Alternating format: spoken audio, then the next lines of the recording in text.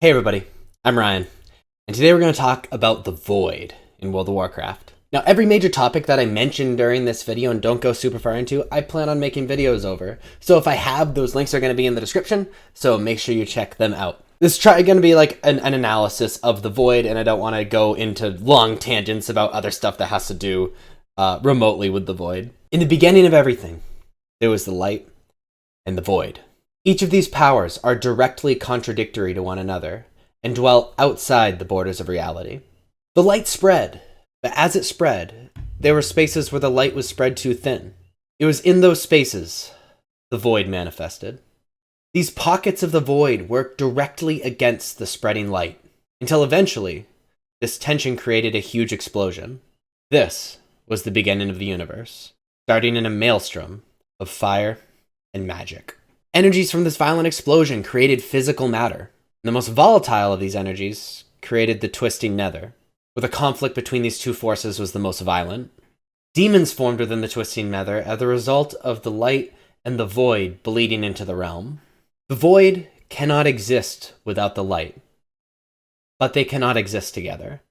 They both exist outside of the physical universe, but both can manifest in the physical universe in the form of holy and shadow magic.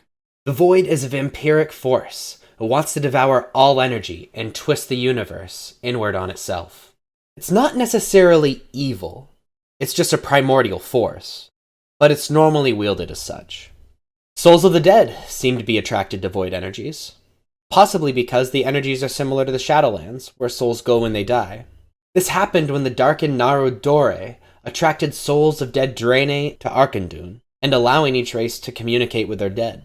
The Church of the Holy Light condemns those who follow the Shadow, because followers of the Light have one thing in common: the desire to cleanse the universe of the Void.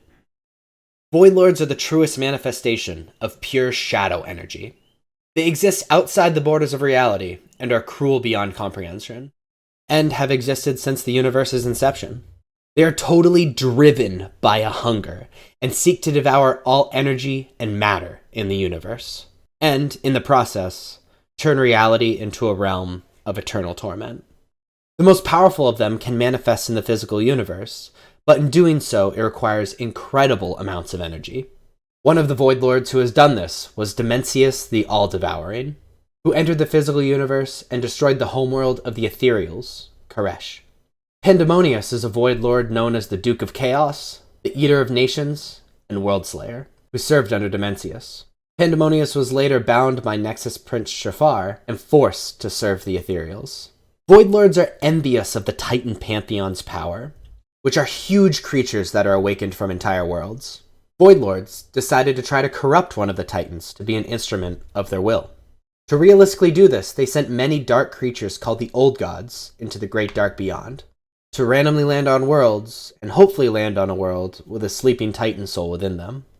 They would then set to work corrupting the sleeping Titan, so it would then help consume the universe. Old Gods are manifestations of the Void, mountains of flesh, eyes, and tentacles. While all creatures of the Void are naturally chaotic, Old Gods are particularly so.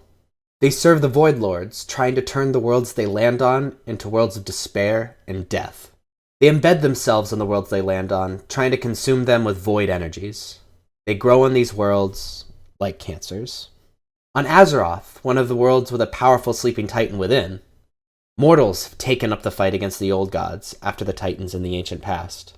The Old Gods had created a black empire on Azeroth, enslaving the elements, but was eventually toppled by the Titans. Minions of the Old Gods use shadow magic. These are beings like Voidwalkers, Void Revenants, Void Callers, the Shah, Void Gods, Faceless Horrors, and Shadowpriests that have let themselves be consumed by the Void.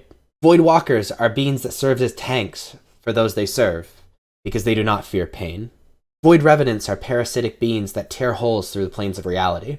They then consume the energy of the beings within. Once, a powerful Void Revenant named Xhul'Horac was summoned by Gul'dan from the Twisting Nether, and fed overwhelming amounts of Fel energy, and wielded both powers, creating a mix between the two, called Shadowfell. Gul'dan used Xhul'Horac to open portals through which he planned to rally the Burning Legion. Void Callers bridge the reality between the living and the dead, and exist between this world and the world of death. showing that the void has something to do with life after death.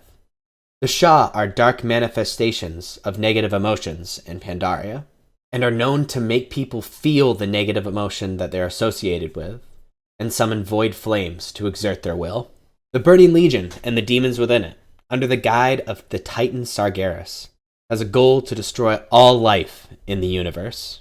But this is not because they're working for the Void Lords. They're actually working against them. Sargeras would rather see life not exist than to be consumed and ruled over by the Void Lords. Some demons have learned to wield void energies. Nathrezim, or Dreadlords, are particularly attracted to the evil and power of the void and the old gods, and are very good at enslaving void creatures. Most enslaved void creatures do not think for themselves and need constant direction by their masters. Some mortals even learn to wield the energies of the void. The wind serpent Sethe on Draenei had a connection with the void. He eventually fell due to the noble sacrifice of the raven Anzu, who had consumed Sethe's powers. The great being of light, Rukhmar, created the Arakoa in Anzu's image, as a tribute to his noble sacrifice.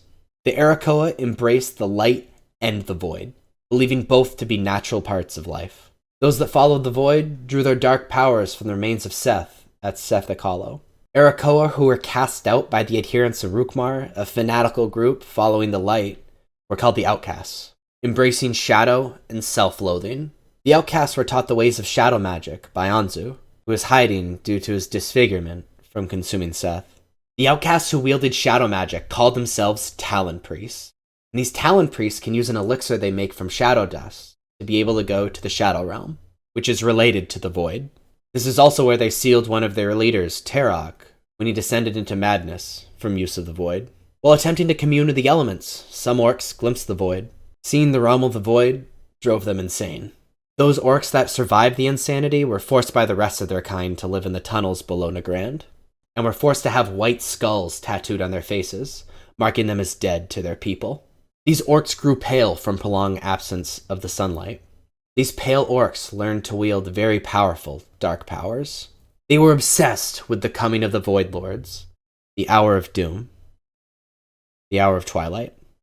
They were eventually absorbed in the Orcish horde as the Twilight Hammer clan, led by the ogre Cho'gall. As time went on, Cho'gall learned the Pale's shadow magic, and started to become corrupted himself, and learned the truth of the Hour of Twilight, the Void's desired future.